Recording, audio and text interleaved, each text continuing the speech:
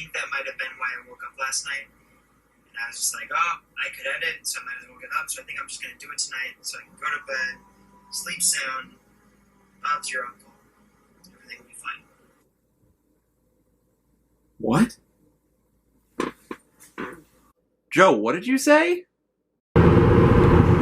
Let's get one thing straight, Joseph. I have 6 uncles. Joe, Jim, Andy, Kevin, Jim again, Jeff, but none of them are named Bob. And even if they were, what are you doing talking about my Uncle Bob? Bob's not my uncle. Joe. Ugh.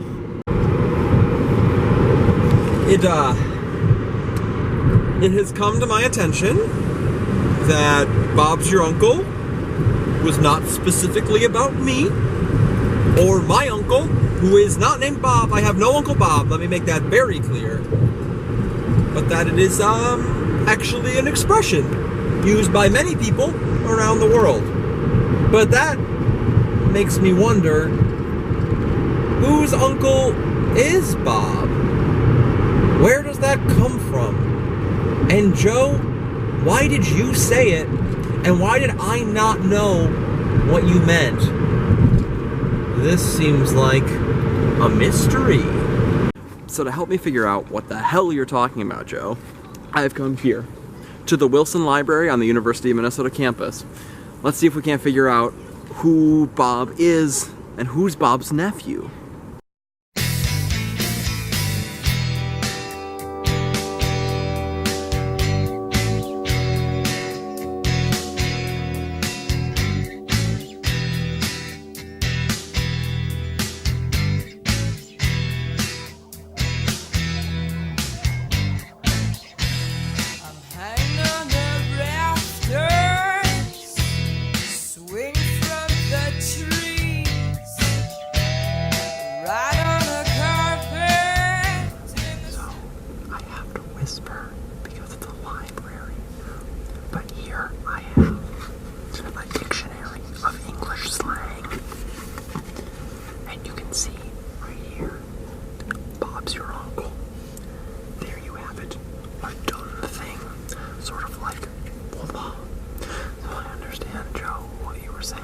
Still doesn't answer my question.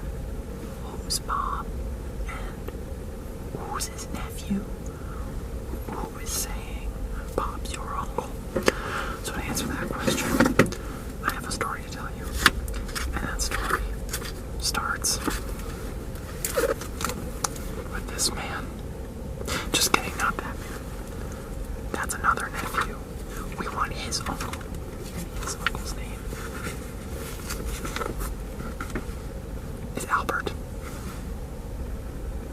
Arthur. And his uncle's name is Arthur. First try, got it on the first try.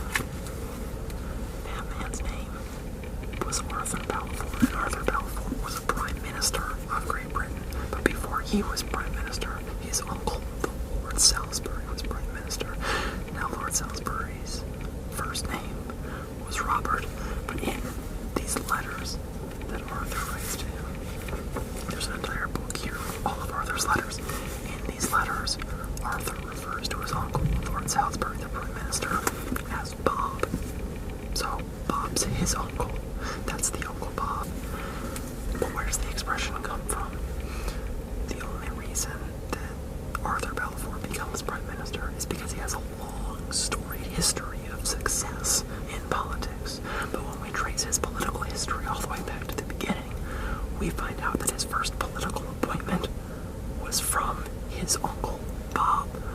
Arthur had no previous political experience before his uncle appointed him to basically be the ambassador to Ireland, and it was his work in Ireland that led to his rise to the ranks, eventually culminating in him becoming Prime Minister.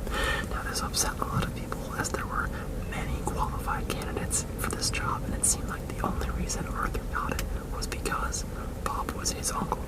So it's become a phrase that means, and it's just that easy, or, simply just like that, or out of nowhere with no other qualifications.